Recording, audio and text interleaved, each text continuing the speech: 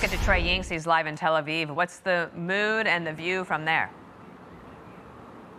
Yeah, Bill, Dana, good morning. Overnight, the United States used 2,000-pound bunker buster bombs to target an Iranian ammunition depot. The president releasing some of the video on Truth Social showing significant damage and destruction outside the city of Isfahan. While President Trump is still offering Iran a chance at a diplomatic solution, the U.S. and Israel are ramping up pressure on the Islamic Republic.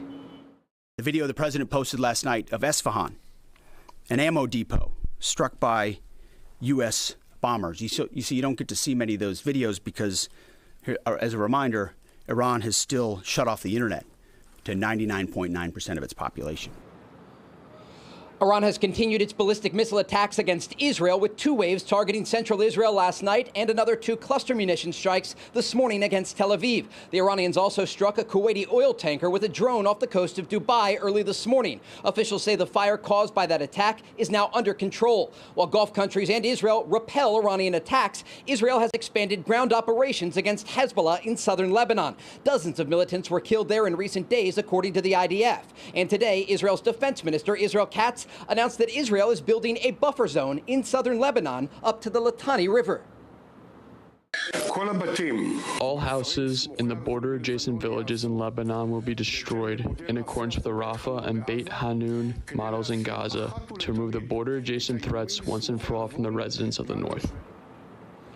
The IDF announced that 4 additional Israeli soldiers were killed yesterday, bringing the total since the Lebanon operation began to 10. On Monday, a funeral was held for one of those soldiers, just 19 years old.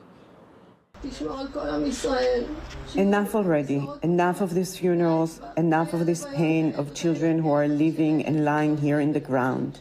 What is the value of all these lives? What is the value of all life? Enough of the wars. Make peace already. This week, the Israeli people will mark the Jewish holiday of Passover, some of them celebrating their Seders in bomb shelters. Bill, Dana? Trey Yingst in Tel Aviv, thank you. So Dan Hoffman, Fox News contributor, former CIA chief of station. Dan, good morning to you. Here is Caroline Levitt yesterday at the podium at the press conference at the White House. Despite all of the public posturing you hear from the regime and false reporting, talks are continuing and going well. What is said publicly is, of course, much different than what's being communicated to us privately. If the Iranians reject this golden opportunity, the greatest military in the history of the world continues to stand by to provide President Trump with every option available to ensure this regime continues to pay a grave price. Dan, who do you think the United States can communicate with right now, actively and effectively in Iran, if anyone? Well, I think we are communicating, as Secretary Hegseth said, with our military campaign. So that's for sure what we're doing. I just don't think we've quite reached the tipping point where we can induce Iran to enter into negotiations in good faith.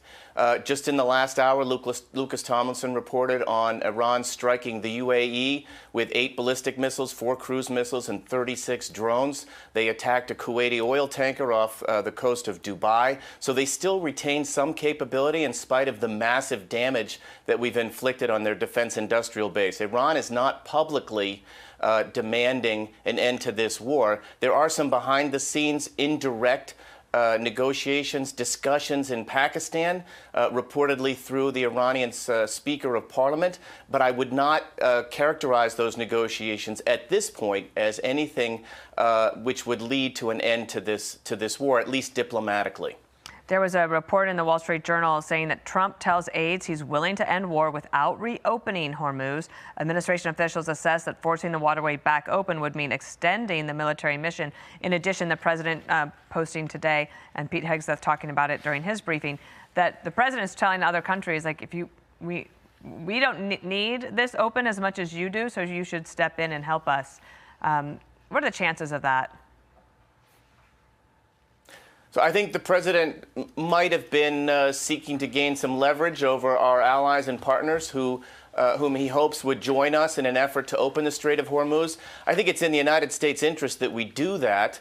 We don't want Iran to have a stranglehold on the global price of oil and gas. That would certainly impact the global economy and our economy as well. By extension, Iran would also be extorting the rest of the world and collecting tariff money that they could use to reconstitute their weapons of mass destruction. So I don't think that's how we see this war ending. But I do think the president wants to pressure our allies and partners to join us in an effort to open the strait. Pete Hegseth said just an hour ago that in the last 24 hours, the fewest missiles have been launched from Iran that they have seen since the conflict began. So that stretches over a 30-day period. Dan, at times the Iranians have shown fairly good accuracy. What do you make of the Russian assistance that's been given on behalf of Moscow? And what can you say about North Korean ballistic missile technology aiding Iran as well right now? Well, Iran's missile technology for sure came from North Korea. And Russian tactical intelligence has been really valuable to the Iranians. The Russians, remember, provided tactical assistance to the Taliban as well, so they could kill U.S. soldiers in Afghanistan. The Russians are able to give Iran satellite overhead reconnaissance and tactical intelligence. That's what the Russians do. It's their currency. They have a very close relationship with Iran. Remember that Iran built factories to produce drones in Russia. Now Russia's returning the favor by sending those drones to Iran. It's in Russia's interest that this war carry on as long as possible and that they degrade the U.S. Reputation in the region and beyond, as well as our military capability and our ability to project force. I think that's what we're seeing here from Russia and Iran. It's this what we see in the outgrowth of the war in Ukraine, where we've got this axis of dictatorships, Russia, Iran, North Korea, and China on one side, and the West and Ukraine on the other side. Can I ask one last question then about the Houthis? Because they had been relatively quiet until this past weekend when they decided to join the fight. What can happen there? Because that's another strait. Right. The Bab el-Mandeb Strait, which controls the Red Sea and links to the Suez Canal, that could likewise have a significant impact on trade from the Middle East. And so that's also something that we need to be prepared for. I'm sure that that Secretary Hegseth and his team have a contingency plan to deal with that, along with our allies and partners. But you're right to highlight that. There's more potentially that Iran could do. And remember that Lebanese Hezbollah has also been taking the fight to Israel. Dan, thank you. To be continued. Pete Hegseth was asked how much longer. He said 2 weeks, 4 weeks, 8 weeks, as pretty much as long as it takes. Dan, thanks. More to come on this, okay? Thank you. Be sure to like and subscribe for all the Fox News latest on YouTube and catch full shows streaming now on Fox One.